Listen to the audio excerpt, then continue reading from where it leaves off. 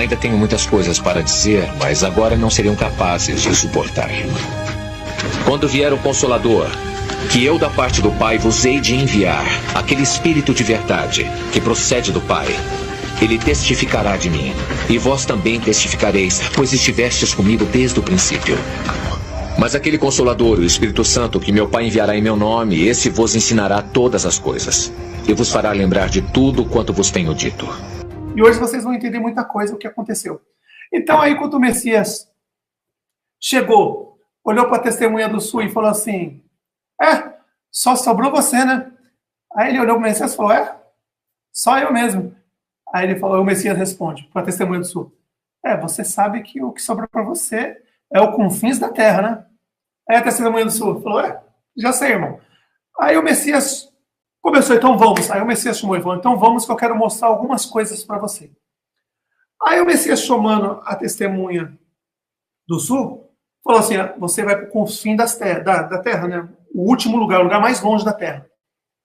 Onde, quando chegar a verdade no confins da terra, é porque o fim está próximo. Não tem mais o que fazer. O fim está bem próximo. Então, quando o Messias falou, então vamos para os confins da terra. Aí o Messias começou a caminhar na frente. E aí o Messias caminhou uns 3, 4 passos à frente da testemunha do sul. E a testemunha do sul foi andando atrás dele. E aí o Messias parou, abaixou a cabeça e sorriu, aguardando o que ele já sabia o que ia acontecer. Quando a testemunha do sul perguntou, falou, irmão, por que confins da terra? Aí ele o Messias olhou para ele, sorriu e falou assim, você sabe, mas eu sei o que você está querendo fazer. Você está querendo mostrar para os nossos irmãos que não sabem. Aí o Messias falou, eu sei o que você quer fazer, você quer mostrar para os nossos irmãos que não conhecem o plano de resgate, como que foi esse plano, Oriente, Ocidente, Norte e Sul. Aí o Messias, olhando para a testemunha do sul, disse, então vá até nossos irmãos e diga para eles nessas palavras, como a gente calculou para chamar o último continente, o sul, de confins da terra.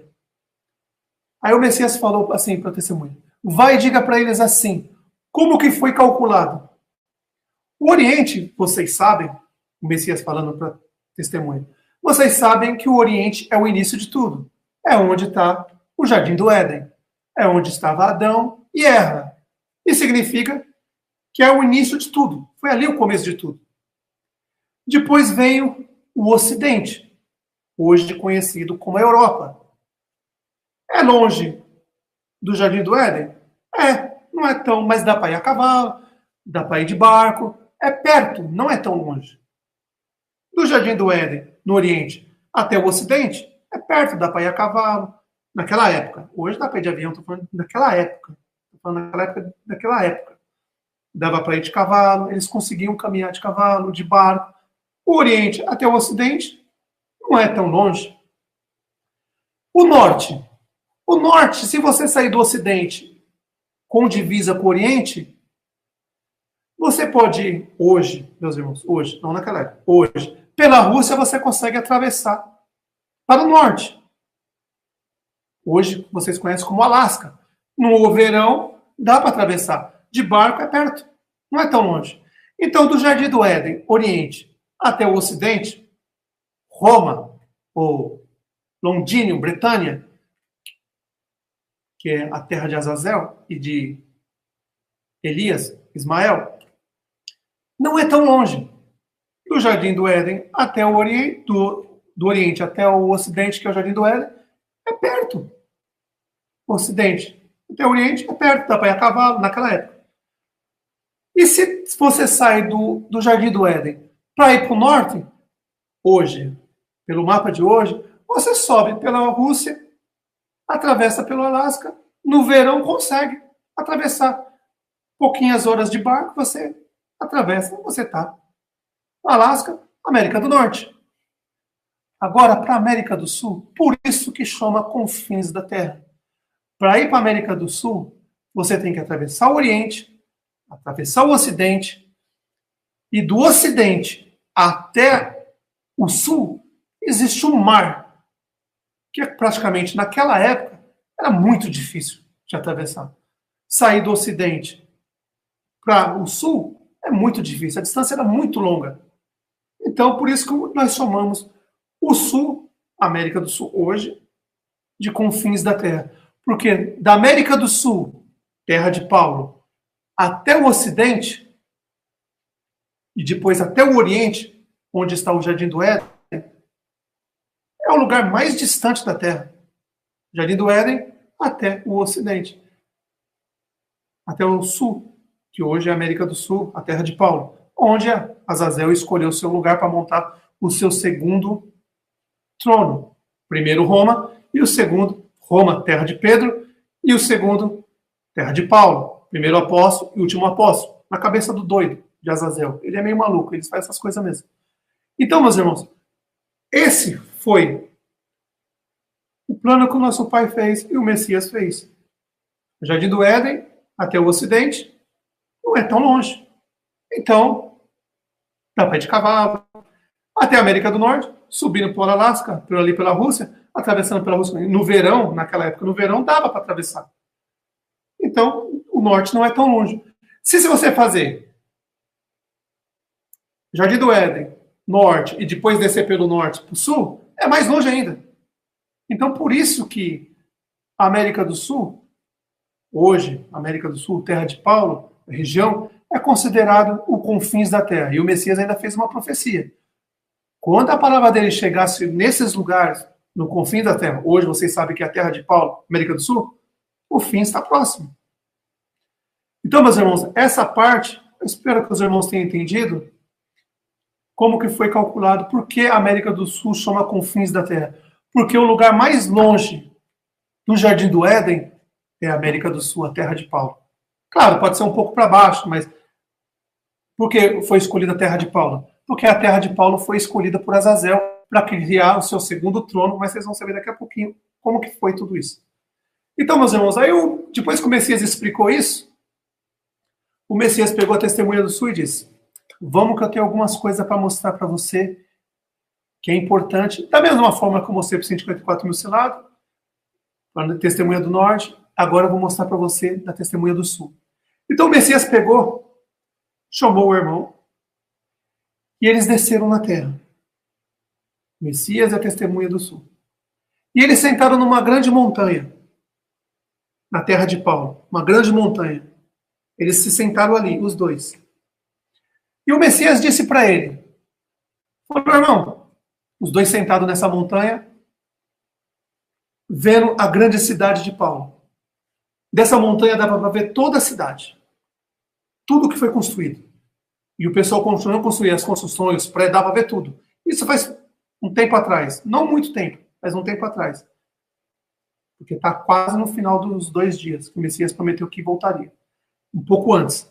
Então ele sentou nessa grande montanha, o Messias e a testemunha Sul. E eles ficaram olhando para a grande cidade. Aí o Messias perguntou para ele, falou assim: irmão, me diga o que você vê para a testemunha do Sul. E a testemunha do Sul olhou. Não se esqueça que eles estavam em corpos de anjo. Tanto o Messias como a testemunha Sul. Eles não estavam em carne e sangue ainda. Aqui na terra, não. Eles estavam no céu, desceram aqui, e o Messias estava mostrando para ele tudo o que ia acontecer. E aí o Messias falou: irmão, olha para a grande cidade de Paulo e me diga o que você vê. Aí eles sentados no topo da montanha, os dois, uma montanha bem alta, que dava para ver toda São Paulo, a terra de Paulo. Dava para ver toda São Paulo, a terra de Paulo.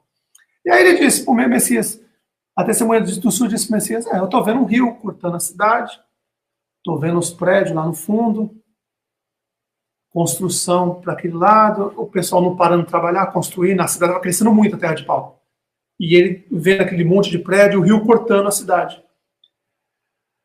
E aí o Messias perguntou para ele: tá vendo mais alguma coisa? Aí ele olhava e não via. E os dois sentados, olhando para a cidade. Na montanha, olhando para a cidade. Aí, depois de um tempinho, a testemunha do Sul levantou. Se levantou e ficou olhando para a cidade para ver se achava alguma coisa, que o Messias queria mostrar alguma coisa para ele. Só que ele não via nada.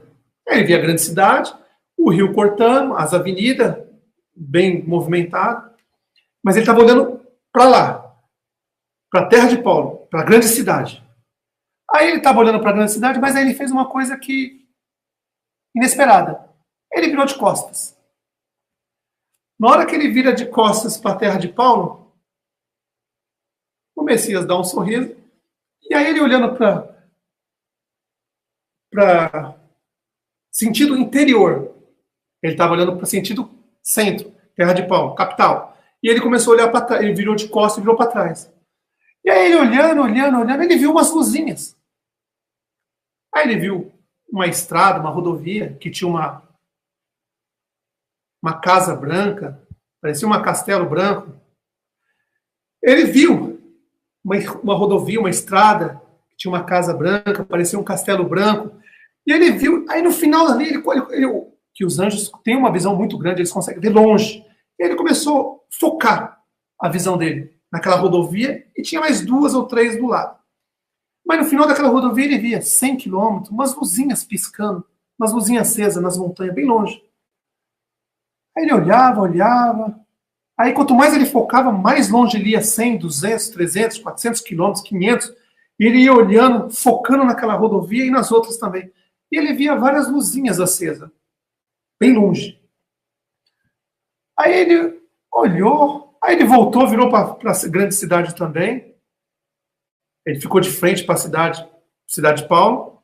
Aí ele olhou e falou: irmão, para a cidade de Paulo não estou vendo nada. Mas quando eu viro de costa, sentido interior, eu vejo aquelas luzinhas. Aí o Messias se levantou, olhou para ele e falou assim: foi rápido, hein? Aquelas luzinhas são seus irmãos que estão aqui na América do Sul. Aí ele olhou e falou assim: quem? Os 36 mil dos 144 mil soldados já estão aqui. Essas luzinhas que você vê nas montanhas são eles que já estão lá. Em breve eles vão nascer da barriga de uma mulher e já vão estar naquela região preparando para o resgate. Aí ele olhou e falou assim: mas é mesmo? Todos eles já estão aqui na região? Todos. Por isso que vocês vieram por último. Agora você está vendo onde eles estão. No final das rodovias, das estradas, esses lugares, assim, aquelas montanhas, as luzinhas estão lá. São eles, todos lá. Aí ele olhou para o Messias e falou assim: então quer dizer que eles já estão tudo aqui? Ele falou: já estão. Já eles vão nascer da barriga de uma mulher. Aí ele falou: então, aqui na terra de Paulo, no sul, no confins da terra, os 36 mil soldados já estão aqui? Ele falou: já estão aqui. Aí o Messias olhou para ele e falou assim: mas isso ainda não é nada, eu quero mostrar outra coisa para você.